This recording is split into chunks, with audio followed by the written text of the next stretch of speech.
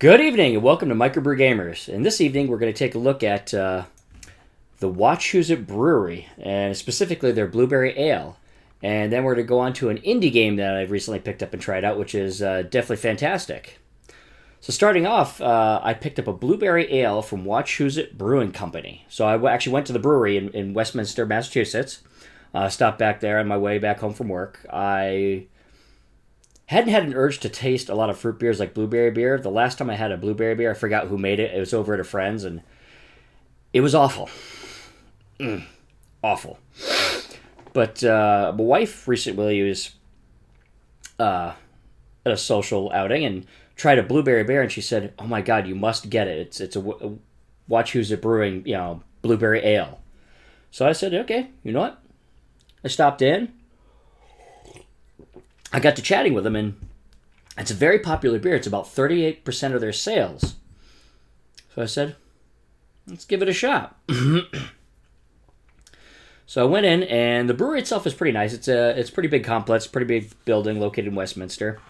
Founded by these three guys that met in college, Ned, Kevin, and Peter. They pretty much went to the Worcester Polytechnic Institute for engineering, biology, stuff like that, and they left those careers in engineering and biology, very lucrative careers, to follow their passion in craft brewing. So they founded Wachusett Brewing Company in 1993, and they make a variety of IPAs, stouts, lagers, ales, you name it. In fact, actually, if you've watched G&A podcast or some of that stuff, I've been known to drink a pale IPA from Wachusett, usually canned. So I stopped in there and picked up a growler, which you can see I've already hit pretty hard. From Wachusett Blueberry Ale. It is delightful. Now, it's an ale. It's a type of ale, which basically it's a beer that's brewed using a warm fermentation process. Results in a sweeter, fruity tasting beer. Very full body tasting. And originally, these type of beers, the ales, were known as a beer, hopless beer because they were not brewed with hops. Wheat and everything else, but they did not, malts, but they didn't use any hops. So they had to use a bittering agent. Excuse me. And traditionally they used a gruit. It's like an old combination of herbs and spices that added some more bittering to offset the fruity and the sweet to make it more toned down it a little bit. Now, of course, modern day they use hops to bitter it now. They use even in ales, so they use pretty much exclusively hops to do the bittering. But this beer is only 10 IBUs, so it's very on the sweet side, which is what I like. It's not hoppy at all and not bitter, which I love. And this beer makes up about 38% of their sales, so that kind of tells you how good this beer is when they have such a variety. So it's a wheat ale. They used wheat, and they added the blueberry as a finish, and it's delightful. I mean, they balance the flavors just right. And with blueberry, that's a tough flavor to balance with beer or with anything. Especially if you don't do it right, it tastes like complete crap. But this, you get the ale, the smooth, fruity, sweet flavor, but you get the aftertaste of blueberry, and it's a nice aftertaste. It's like a subdued, more of a subdued, toned down, just delightful aftertaste. Kind of just kisses you rather than an aftertaste from a bad beer that just kind of leaves you with the. It's very good. It's very balanced flavor. They balance these flavors wonderfully. It's very smooth. It goes down very nicely. At only 4.5% for the alcohol content, it's a good social beer. It's not one of those that are going to sneak up on you like some craft beers and get you drunk right away or blasted. It's more of a very good social beer, very summer beer. It's really refreshing. So in summertime, you can just kick back with friends, and you feel good about drinking this. It feels good after a long, hot day. So I recommend if you go there, you can get tours of the facility. You can get the beer there. I got a growler, but you can get them in cans, little kegs, little mini barrels, like a lot of bottles, a lot of different things. And it's local too, so it's great. And in fact, this blueberry ale was only brewed in 2001, and they've kept it on. So that kind of just tells you how good that is. They've kept on this one flavor just throughout the years, year round. I definitely recommend if you're in the area or if you go by a store because they sell these in stores. If you see the Wachusett Blueberry Ale, pick it up. You will not be disappointed. It's a great beer no matter what the beer preference is for you.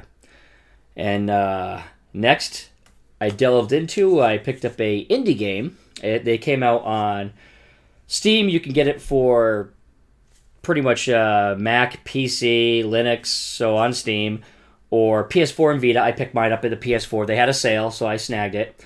It's a little horror indie game called Claire. It's really neat. They've done a fantastic job with the sound. The soundtrack, music, the background sounds really add that ambiance of horror and really add to the effect. Basically, this girl, Claire, is visiting her mother who's comatose in the hospital, and late at night she gets up to get some coffee and makes a wrong turn, and then basically the hospital starts to look like something out of back in Silent Hill, when you went into like the school or back and everything's like kind of bloody and nasty and weird and not right. So it's out of like a 2D, 2.5D, really neat, but so you basically have to do, and it's like almost like a 16-bit side-scroller version of like Silent Hill mixed with you can't fight it, you have to hide from the monsters or the horrors or whatever's haunting you, kind of like in Descent. So it's really neat. They did a good job with it. Let's check it out. Let's check out some gameplay footage and take a look.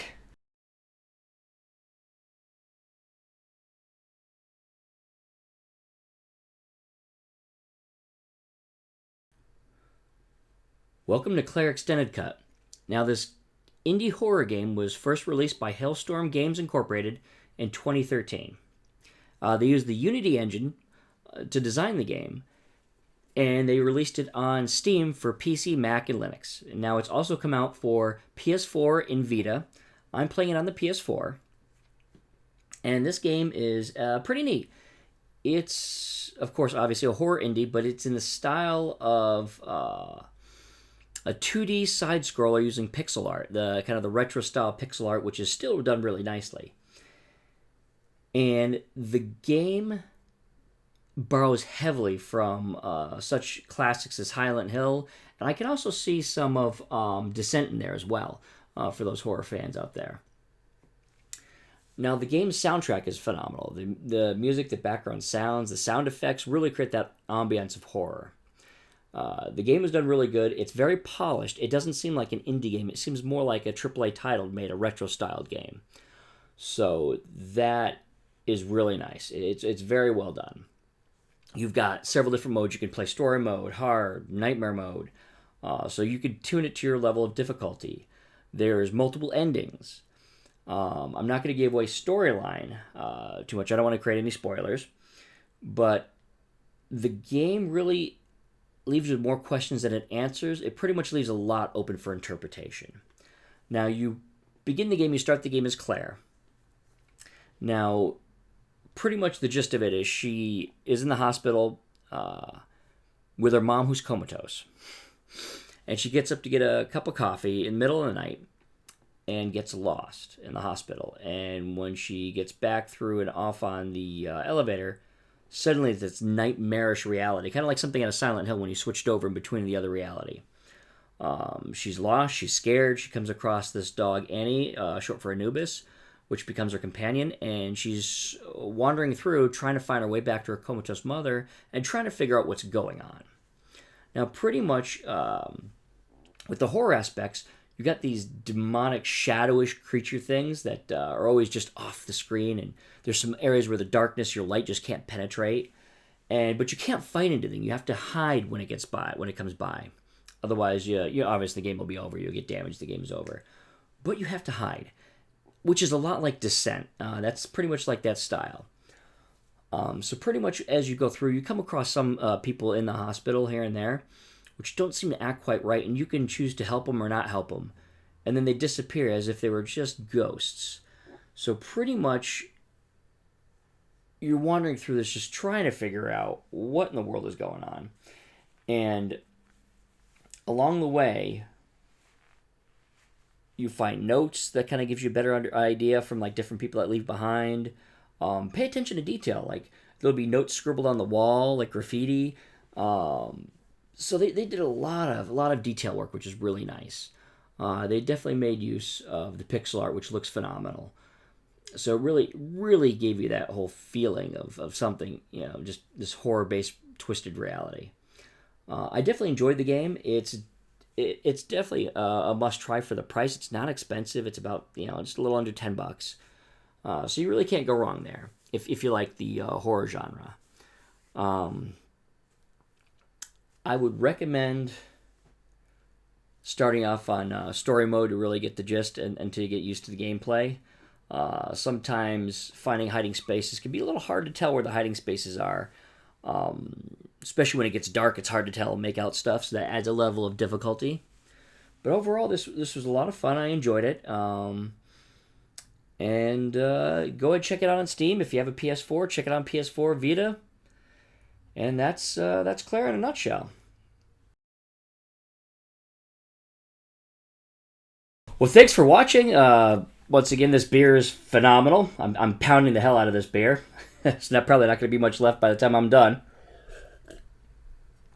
Great beer, and that Claire game is definitely a creepy game. It's really good. I mean, obviously with the voiceover, you can't get the full effect of lacking the ambiance of the background music, soundtrack, sound effects, but it's a fantastic game, and I got it on sale on the PS4 Plus, PS4 and Network. I think it's on Steam right now. It's like $8.99 for PC, so it's not an expensive game. It's well worth the money. I mean, it was really cool. It's pretty freaky. A lot of fun. Definitely reminds me of a few different types of old horror games I used to play. So it was surprising that it was just an indie company. It was done, polished well enough where I thought that could have been a major company that did that. So they did a great job. So definitely check it out if you like the horror games. Once again, just thanks for watching. It's been sweet. If you like it, please like, subscribe, leave comments, constructive criticism, good, bad. And once again, good games, good beer.